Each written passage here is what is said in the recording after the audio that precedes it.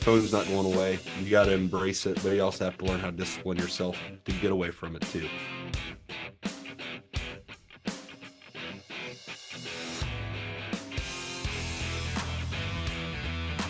Hopefully, the seasonal depression is melting away as we get into the warmer stuff. And obviously, thank you for joining us on the Ohio Painting Company podcast. We have the founders of the Ohio Painting Company, Kevin Silliman and Nick Goebel. Good to be back with you. How's everything in Dayton?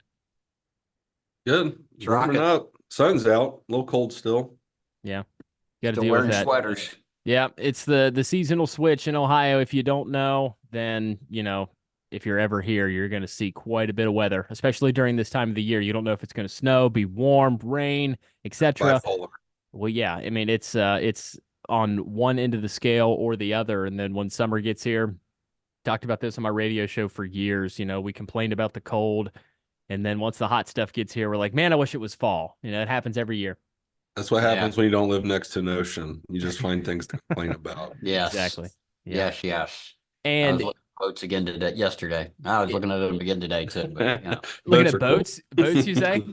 Oh yeah, I'd love to have a Pathfinder 2400, an open. That'd be good. Now, is this a fishing specific kind of boat? It is. It can. It's not a monster, but it would definitely get you around in the Keys. That's for sure. Mm-hmm, for sure. Or in the Gulf, whichever. Yeah. Yeah. And I operate your Instagram.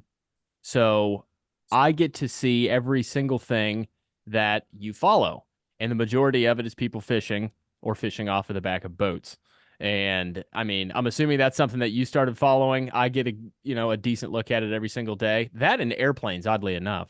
But why not? You follow airplanes, or I do?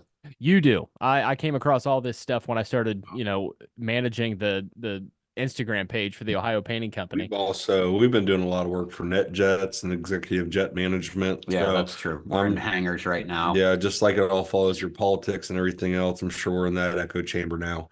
But I'll tell you what, when you see those planes in person, those private jets, it doesn't, whether you're a plane fan or not, it is sexy. Especially the new ones. Yeah. The old ones are just, they look like they're from the 80s, and like whatever. But man, those new ones, even the big ships, like I'll look at a bunch of ships. I mean, they're just massive, right? Yeah. But when they look like they're from from the 80s or whatever, they might as well have, what's his name in there? Yeah, baby. Austin Powers. I mean, they're that dated, but they were millions, whenever they started out. Yeah. Yeah. Pretty cool. Anything that travels anywhere, down a road, down a waterway, in the air, I'm just absolutely obsessed with it. Transportation to me is next level, and I will continue my studying of transportation until I die, for sure. And if you haven't picked up on it yet, we are talking about things that we like to do. Look at airplanes. I do want to talk real quick. What happens with overspray on a private jet? Oh no! This has a punchline already. I already feel it. Just tell by his look. Okay, we give up. No, it's not a joke. Okay. See, I was wondering about that because I've been dealing with this for 3 days now. Yeah, it was frozen earlier also. Okay. It's not a joke. What happens with overspray? No, it's not a joke. What do you guys do if you get overspray on a jet? Say you're doing the inside of a hangar. We don't, because and so we had a meeting with our tax advisor a couple weeks ago, and there's talk about what we're going to do. And if you own a jet, I think you can allocate a half or $250,000 a year to detailing that jet as a company vehicle, and that's a big one. That'd be a nice write-off to have. Yeah. But anyhow, you don't, because you don't want to be a part of that equation. So yeah. Yeah, you don't want to get overspray on a jet. No. It's funny though. We were at the PCA, a couple weeks ago, and one of the old timers there, he must have had a substantial business, but he says, yeah, we don't spray. And I'm like, you don't spray anything? He says, no. He says, no, we just won't do it. And he had a younger guy with him, and I kind of wanted his take on it. And he says, I don't know. We just never have. And I said, well, what made you stay away from it? You know? And he says, well, he says, one time a guy got overspray and there must have been 100 claims out there. He had a massive amount that he said that it was. And I thought, well, good news is bad news. Bad news is good. It doesn't really matter. News is news, right? Did he get a lot of publicity from it? I mean, what happened to him? Because I'm thinking the guy prospered after that, right? I mean, he had more attention on him than anybody. But he said he went under, but that was just enough to steer him away from it. You know, one guy's bad decision. You know, there's a gazillion out there, you know, doing that work without getting overspray on things. And Wow. he took the advice of one guy that lost money, and you know, he's never been open to that. Well, you could learn from it, or you could be afraid of it. So it's just flight or flight. It's, you know, basic human element. Yep. Poor things. Kevin, you just mentioned that Nick is about to head off on vacation, and you know, you've been down in Florida, you've been up in the mountains in the mountain state of West Virginia. So, I mean, when you're not painting, when you're not going to jobs, when you're not doing estimates, you know, when you're not at the office, what's on the schedule? What do you guys do? Do you turn your phone off? How does it go on vacation? Well, I try to keep an eye on things while I'm away. So, but you know, I think just in short, I'll let Nick talk about it, but in short, you know, it doesn't really matter who goes. It's well taken care of here. I mean, it really is. We've got a pretty well oiled machine, and it works out well. I'll have to say I probably take advantage of it more than Nick does. He's, you know, pretty deep with all he does, but I'm pretty deep. Yeah, I'm still ingrained in production and everything else. I'm in the middle of all the conversations outside of sales even. So it's a little harder. I mean, I almost have to intentionally ignore because the notifications, even though I put it on silent, I still get the red bubbles. And so, I mean, I always tell the team, like, you know, Kevin, Mike, Devonna, Corey, like, I'm going to ignore everything. And if I'm needed, please just text me directly. So then that way I know that there's really a fire. But that's kind of peace of mind for me, so I can let it go. But really, I mean, it's well oiled. I mean, you know, obviously there's some things that get missed while we're both gone, but we pick them back up, and everything really does carry on to the 95th degree. Yeah, but you've gotta untie yourself and let yourself be free from all these you know, we call them shackles, we call them all kinds of different things. Sometimes if we're in a good mood, we'll put a positive spin on it, but you know, golden handcuffs. But anyhow, life is accountability. You know, you provide for your family, you're accountable to your customers, you're accountable to your friends and anything that you say. So, you know, the phone's not going away. You got to embrace it, but you also have to learn how to discipline yourself to get away from it too. You know, that's healthy. Yeah. So, I mean, you know, Kevin does a lot of things. Fishing is a fascination and you know, a bright spot for him. I'm in a different season of life. My kids are 8 and 12. So my stuff is usually family oriented. So in the grind of things, it's sports. On vacation, sometimes there's still some sports involved. But you know, the best thing, if I'm going to ignore the phone, is to get away and do stuff that, I mean, we like the gimmicky stuff. I mean, who doesn't like, you know, virtual reality, video games, those big entertainment places, but you're still kind of somewhat connected there. We like to get out and go hiking and explore new places, and spelunking. It's not kerplunking, spelunking. It's like going down to check out new caves in Kentucky and Tennessee and just adventure. My favorite plans are no plans. I know that you're frozen again. He's just like, yeah, whatever. But no, I mean, so that's actually, so last year we went down to Charleston, and there's a lot of, it's rich in history down there. We rented a boat today. Yeah, Charleston, South Carolina. Rented a boat for a day and went back in the marshes and stuff. And that, you know, adventuring like that is awesome, but it's also exhausting. Those are the type of things. A lot of vacations, and the American dream of vacation is you know, to go all out and really adventure hard. But like, you come back from that, I mean, I'm naturally You need a vacation. you need a vacation from the vacation. There's Yeah. like some type of decompression, and I'm naturally introverted, so it's like you go on and push yourself like that all the time, and it's like you almost need to rest stuff so you can re-engage. But This one is just it's a staycation. So we'll be floating around the area. Doesn't mean we'll stay right here. We might go up to Hocking Hills. We might go down in Tennessee and check out some new places.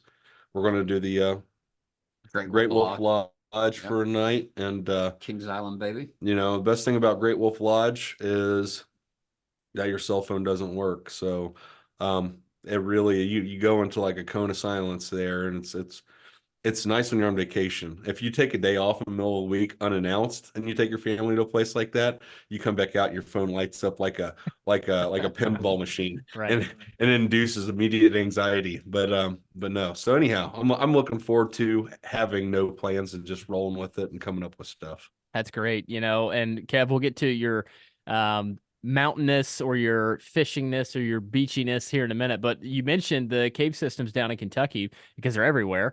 And I gave Kentucky 3 years of my life, and you know, before they completely sucked it all out of me, I escaped.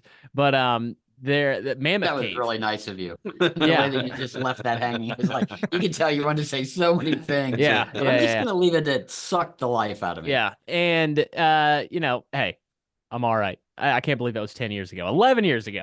But the Mammoth Cave system in Oh Kentucky. yeah. Yeah, Mhm. that, and you know, living down there, you have to know the difference between stalactite and stalagmite and all that kind of stuff. And I wanted to ask you if you knew the difference. Yeah, one's on top and one's on bottom. Exactly. Let's specify. Stalactite hangs tight to the ceiling. It hangs you tight. go. Yep. Yeah. The other one's but, got to be mighty and grow tall.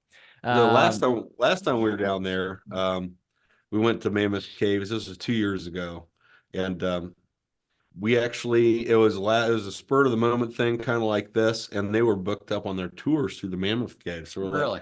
we're like, oh man, I'm just so bummed. So we went and still checked out the National Park Museum and everything, but it really sent us off on a tangent to look for the other caves in the area, the ones that are privately owned, and you walk into the doors of some of these places and like they don't seem qualified enough to run a small gift shop, let alone to allow you to enter a place that could collapse on you. Like You're Mothman. disadvantaged.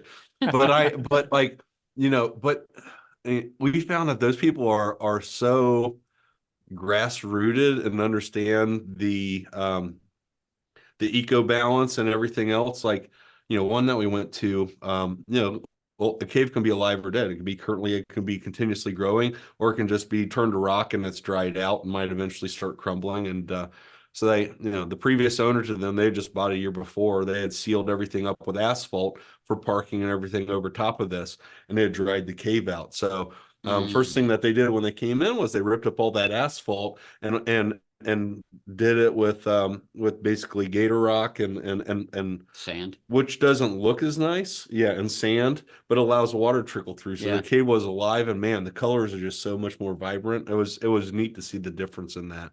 And That's just cool. to go off the rails, and then they had, yeah, I mean, UFOs and Bigfoot stuff, and you know, a few of their party members were missing teeth proudly. But I mean, gosh, they're just so fun to talk to, though. I love weird people. Yeah, they you know, they tie it together very well, Mhm. and Yeah. they make America America. It's the backbone. America. It's a small business, baby. Mhm. So Kev, let's dive into your adventures. You know, sometimes you shoot me a video of, you know, a fish that you caught, or you know, the bait that you're using, but it's when I call you and I have a question about painting, and you tell me to hang on, let me reel this in. So talk to me a little about that, because sometimes you do kind of peel off a little bit. You know, I don't want to pull the blind up too much. I don't know if anybody around the office knows about it, but how So, is yeah. that fishing extracurricular? Is it taken over? You know, it's an addiction for sure. I mean, there's no doubt. There's for some reason a natural draw to water. You know, and now that it's spring, I'm looking for anything at all that is you know, deep. You know, where I can throw whether it's a rooster tail or a swim bait in. You know, swim bait might get a bigger fish, but a rooster tail is always going to pull something out. Yesterday, I was at a pond, and I don't know if you can see this or not, but Oh, sure. yeah, Yeah, that's So good. I just had a little rooster tail, and it was a farm pond that on a house that we were working on. And while I was waiting for the guy to text me back to see if I could fish in his pond, I was fishing in his pond, and I caught probably, I don't know, maybe 4 or 5 small bass that they had just stocked it with, and then I hooked onto this, and all I thought it was a big bass, but it was a catfish. So, but still, just on a little rooster tail. That's kind of a traditional, like, anything will go after those. It's shiny, it's spinny, it's it's Uh-huh. like ADD. Let me go get that. Right. So so there's that. But yeah, I'm always looking for some body of water for some reason. I'll have a net in the back of the car and 5-gallon bucket and bait traps. I mean, right now, here we are at Wednesday. I got back Sunday. I've still got the cooler in the back of the car. Mhm. Still got the tent in the back of the car. I did take my luggage out. Coffee machine's still in there. I did just go out to get a different hat to wear, and the trash is still in there. The trash bag, Right. Right. from camp. Oh, yeah. I just haven't thrown it away yet. Yeah, you're in West Virginia, right? Yeah, we were over in West Virginia with my brother Jason, and he's got a place that's down at the bottom of a dead end road. It's called River Road, and once you get on River Road, you go down, you make a right and go down even farther onto River Road, and as soon as you get down there, you're seeing small waterfalls off the side of the mountains, I mean, off the rocks, and the white water it was up a little bit this weekend. It was just gorgeous. The trout were being stocked. So, we knew we were going to be in luck. That was on Friday. And I didn't catch one fish. Huh. I was so mad. I stayed until 2:30. He left early in the morning. I stayed till 2:30 on Sunday trying to catch fish, and nothing at all. And finally I get back into Ohio and I leave, and I go to Lowell. I went to Lowell's Dam. Uh-huh. And sure enough, I pulled out a striper. So There you That's go. funny though. He gets back and I ask him, and Kevin's like, didn't catch a fish. But immediately conversation goes to, I mean, of course there's frustration, but you got to spend some great time with Jason though. I mean, Yeah. and it turns into where fruit doesn't bear here, it bears over here. And that's what, yeah, talking about the things that we do and the activities that we, try to pour ourselves into in our free time. I mean, if you're doing it right, there's always something that's going to replenish your soul. So yeah. Well, West Virginia alone, I mean, just being there, I actually did a video that I'm going down just as I get down into the lower road. And I'm just talking about, it's not even about the fishing at this point. It's just about the beauty. And it really is, it's an amazing place to be able to go and see the wildlife. Thank goodness the bear aren't out yet, because Right. I was there a little bit by myself one night. Jason had already crashed out, and I've got a fire going, and I'm thinking, I think I'm going to put this fire out, but and hit the bed. But you just never know what might be creeping out there. But it's a lot of fun. And then that area, there's a place called Dent River. There's a few other rivers that kind of all combine in, but a little place called Thomas, and Thomas is nothing but a U-turn. Basically, it's 2 one-way roads, in and out.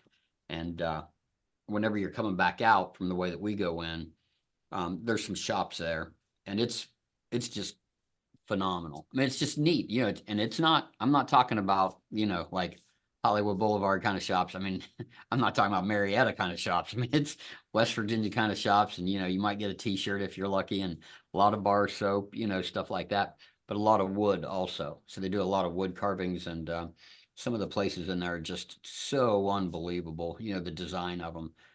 With just what's flowing in their mind, they just, it's got to come out somewhere, and man, it really does in the shops. So Yeah. pretty cool. Well, yeah, I'll tell you about Thomas. I had no idea that you were up in that area, but Okay. that's Purple Fiddle territory up Yeah. there, and a great place to sit down, have a drink, listen to the live band that they have on a Saturday afternoon. So that was a lot of fun, and that's just up the road from Canaan Valley, where the Timberline slopes are.